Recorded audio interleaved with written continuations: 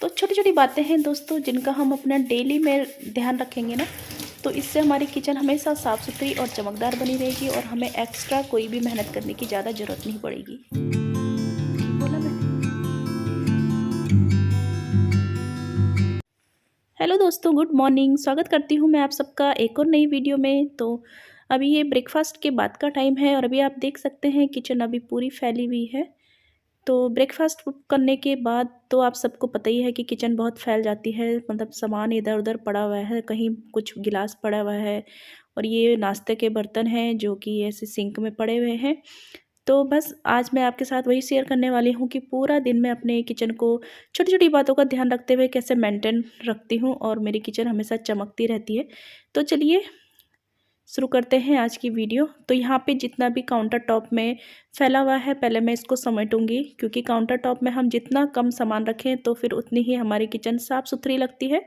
तो यहाँ से मैं ज़्यादातर कोशिश करती हूँ कि ये एकदम खाली रहे। तो यहाँ पे जैसे रात को हम या फिर थोड़ी ऐसे ही रख देते हैं ना कुछ बर्तन, तो उन सबको मैं समेट रही हूँ यहाँ से। जो धुलने वाले हैं उनको धोने के लिए रख रही हूँ। और ये जार जो बच्चों ने कल शेक वगैरह पिए थे तो उनको भी मैं ऊपर सेट कर दूँगी। और यहाँ पे अब आ गई हूँ मैं, एक कपड़ा ले लिया है मैंने और ज़्यादातर मेरा कपड़ा कॉटन के कपड़े लेती हूँ मैं, वही मुझे सही लगते हैं। तो यहाँ पे जो भी डस्ट वस्ट है पहले गिरी हुई, जैसे खाना वाना के तिनके विनके, सारे मैं उठा के डस्टबिन में डाल दूँगी। और अब जो है मैं किसी भी साबुन से या अपना जो बर्तन वर्तन धोने का होता है उससे, विम से भी आप साफ़ कर सकते हैं। तो इससे जो है अच्छे से दाग वाग जो भी लगे रहते हैं खाने वाने के, सारे कब निकालते हुए और गैस के नीचे इधर उधर सारा ही मैं अच्छे से साफ़ कर लेती हूँ। और इस तरीके से जो दाग वाग रहते हैं ना काउंटर टॉप में वगैरह, सारे साफ़ हो जाते हैं और हमारी काउंटर टॉप एकदम चमकने लगती है। तो यहाँ पे बस मैंने कपड़ा गीला कर लिया है और अब मैं उससे गैस साफ़ कर रही हूँ। तो गैस साफ़ करने के लिए मैं डेली उसके चारों तरफ भी हाथ फेरती हूँ, ताकि मतलब ऐसे पीछे भी अच्छे से साफ़ करती हूँ। यहाँ पे इंडक्शन रखा हुआ है तो इसके नीचे भी सारा साफ़ करूँगी। तो मतलब इधर-उधर खाना वाना गिर जाता है ना यहाँ किनारे-वनारे पे, जहाँ पे हमारा हाथ नहीं जाता, तो इस समय जो है सारा सफाई में कवर हो जाता है। और यहाँ पे जो है खाना बनाते हुए तेल के छींटे-वीटे आते हैं तो यहाँ पे भी अच्छे से साफ़ कर लेती हूँ। ये डेली का ही है और तो कुछ टाइम लगता है, कुछ मिनट लगते हैं बस, और फिर किचन पूरी दिन हमारी साफ़ रहती है। तो इस तरीके से जो है गैस का जो पीछे वाला हिस्सा होता है ना, वहाँ पे भी ज़रूर साफ़ करना है और डेली करना है, वहाँ ज़्यादा मैल जमा होती है। तो मैं डेली वहाँ साफ़ करती हूँ। यहाँ पे जो ये सारे चीज़ मतलब कवर करती हूँ गैस का पीछे। अभी दिखाऊँगी मैं आपको कि गैस का मतलब जो पीछे वाला एरिया है ना, वो भी मेरा एकदम साफ़ रहता है, कोई मैल-वैल नहीं जमी रहती है, क्योंकि मैं डेली ही यहाँ भी हाथ मारती हूँ।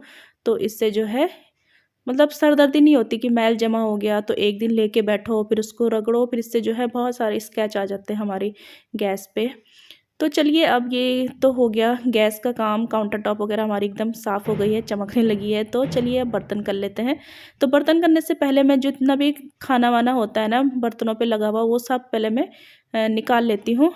तो क्योंकि इससे क्या होता है कि जो खाना होता है नहीं तो फिर वो हमारे सिंक में मतलब पाइप में फंसता है और जो धीरे धीरे जमा होता रहता है, और एक दिन फिर जो है क्या होता है मतलब पानी नीचे नहीं जाता, चॉक होने लगता है, तो फिर वो भी एक सरदर्दी का ही कारण बनता है। तो इससे जो है पहले ही खाना वाना जो भी है बर्तनों से सारा निकाल के आप अपना डस्टबिन में डाल दीजिए और उसके बाद ही बर्तनों को धोने का काम करती हूँ।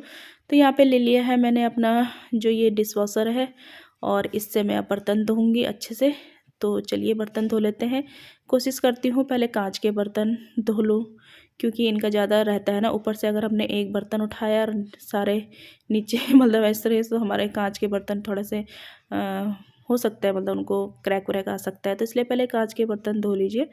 और चलिए यहाँ पे करते हैं। और कढ़ाई को इस तरीके के बर्तन को साफ़ करने के लिए जो तार वाला जूना आता है ना, तो उससे एकदम साफ़ हो जाते हैं बर्तन। तो यहाँ पे ले लिया है मैंने ये है मेरे पास, तो इसमें ही मैं सारे बर्तन निकाल के रख दूँगी, क्योंकि ज़्यादातर बर्तन तो मैं हाथों हाथ हैंग कर लेती हूँ। जैसे ये फ्राई पैन है तो इसको भी मैं हैंग कर लूँगी ऊपर। प्लेटें वगैरह हैं इसमें डिश स्टैंड में लगा लेती हूँ। थालियाँ होती हैं वो भी ऊपर लग जाती हैं, ऊपर मेरा बर्तन का स्टैंड है, तो इसमें कम ही बर्तन, तो इससे ही मेरा काम चल जाता है। तो चलिए देखिए, बर्तन करने के बाद जितनी बार भी आप बर्तन करो, सिंक को अच्छे से साफ़ करो। तो सुबह का टाइम है तो सुबह-सुबह मैं ज़्यादा ही मेहनत कर लेती हूँ इसके अच्छे से। और इसमें जो टैप वगैरह है ना, इनको भी साफ़ करना है बिल्कुल। इनको साफ़ करना नहीं भूलना। इन पे जो है जो पानी लगता है ना, तो पानी जमा होता है तो हार्ड वाटर, तो फिर वो उसके निशान आ जाते हैं, तो इनको भी डेली साफ़ करना है। और यहाँ पे जो ये होता है सिंक का, ये वाला एरिया सबसे ज़्यादा गंदा होता है, क्योंकि यहीं पे से सारा हमारा जूठा जो भी होता है वो सब जाता है। तो इसको भी ब्रश से, टूथब्रश जो भी पुराना होगा आपके पास, तो उससे साफ़ अच्छे से करना है। डेली करोगे ना तो इस तरीके से यहाँ पे गंदगी जमा नहीं होगी। और इस तरीके से जो हम ये वाइपर होता है ना छोटा, ये बहुत काम की चीज़ है, तो इसको भी साफ़ करते रहिए। जब भी आपको दिखे कि ये गंदा हो गया तो इसको भी साफ़ करते रहिए, वरना फिर वो आपका जो भी आप साफ़ करोगे ना इससे, फिर उससे मतलब गंदगी मतलब रहता ही है, तो इसको भी साफ़ करके ही रखना है। तो देखिए यहाँ पे सिंक एकदम चमक गई है, दिख रही होगी आपको। तो इसी तरीके से सिंक चमकती रहती है, और मतलब कहीं पे पानी भी जमा नहीं होने देना। पानी, क्योंकि पानी अगर कहीं पे जमा होता है ना तो वो फिर निशान छोड़ जाते हैं। तो इस तरीके से जो देखिए एकदम चमक गई है सिंक हमारी, और किचन बर्तन भी धुल गए हैं और किचन भी चमक रही है। और इस जिम्मेदारी बनती है कि इसको हमें पूरा दिन ऐसे ही मेंटेन रखना है। मतलब जो हम सुबह सफाई करते हैं ना, इसको पूरे रात तक, मतलब पूरा दिन हमें साफ़ सुथरा रखना है अपना किचन। तो अब आ गया है दिन का टाइम, तो लंच बनाने आ गई हूँ मैं किचन में। और देखिए लंच के लिए मैंने दाल निकालनी है, तो दाल डालूँगी बॉयल करने। तो जब मैं दाल डालूँगी ना, तो इसके जो भी कंटेनर मैंने निकाला है, तो किचन में मैं एक कपड़ा रखती हूँ, कॉटन का कपड़ा साफ़ सुथरा। तो उससे जो है मैं अपने डब्बे साफ़ करके फिर रख लेती हूँ, क्योंकि हाथ वाथ लगते हैं तो फिर वो गंदे होते रहते हैं। और अगर हम इस तरीके से साफ़ नहीं करेंगे ना डेली के डेली, तो फिर क्या होता है कि वो एक दिन इतने गंदे नज़र आएंगे कि हमें फिर स्पेशली उनको, दाल को पलट के फिर हमें उनको साफ़ करना होगा। तो यहाँ पे देखिए सुबह सुबह का जब नाश्ता बनता है, तो ये चाय के और चीनी के कंटेनर है, ये बहुत गंदे हो जाते हैं, क्योंकि हमारे हाथ तब मतलब आटा वाटा कुछ ना कुछ लगा ही रहता है, और तब हमें इतना टाइम नहीं होता कि हम तब इनको साफ़ करें। तो फिर जब भी मतलब लंच बनाने के लिए आती हूँ ना, तब जब भी टाइम रहता है, लंच बनाते बनाते हम काफ़ी देर खड़े रहते हैं किचन में, तो तब इनको साफ़ कर लीजिए कपड़े से। फिर क्या होता है कि फिर हम एक दिन मतलब इन पे गंदगी ज़्यादा जमा नहीं होगी, फिर हमें अलग से इनको साफ़ करने की ज़रूरत नहीं पड़ेगी, क्योंकि हमेशा इस तरीके से साफ़ सुथरे चमकते रहेंगे। तो बस मैंने यहाँ पे अपने तीनों ही डब्बे, जो इन पे ज़्यादा ही हाथ लगता है ना सुबह जब चाय वाय बनाने के लिए, तो बस साफ़ कर दिए हैं। और यहाँ पे ये मेरा दाल का कंटेनर है, ये खाली हो गया था, तो बस इसको भी मैं धो के धूप में सुखा के रख दूँगी, ताकि नेक्स्ट टाइम मैं इसको अच्छे से इस्तेमाल कर पाऊँ और मेरी दाल जो है ख़राब ना हो। और इस तरीके से जो है डब्बे जो है फिर चमकते रहते हैं और गंदे भी नहीं दिखते हैं। तो इस तरीके से, और यहाँ पे अब आ गई हूँ मैं लंच की तैयारी करने के लिए। मुझे कुछ ये प्याज लहसुन वगैरह छीलने हैं, तो इसको जो है, इसको भी हमें किसी बर्तन में करना चाहिए। जो भी हम सब्जी वब्जी छिलके वलके जो भी होते हैं ना, पील कर रहे हैं, वो सारे हमें किसी एक बर्तन में ही करने चाहिए, ताकि पूरे में फैले ना काउंटर टॉप में। जैसे हरी सब्जियां वगैरह होती हैं, कुछ चीज़ें ऐसी होती है कि जो निशान छोड़ जाते हैं, तो इस तरीके से हमारा काउंटर टॉप भी ख़राब होने का रहता है। तो बस इसको किसी प्लेट में या किसी भी उसमें आप करके छिलके विलके करके करने चाहिए, इससे ये फैलते भी नहीं है, और सबसे ज़्यादा गंदगी इन्हीं से होती है फिर। और बस इनको उठा के आप डस्टबिन में डाल दीजिए। तो इस तरीके से जो है किचन भी साफ़ सुथरी रहती है और काम भी ज़्यादा नहीं बढ़ता हमारे लिए।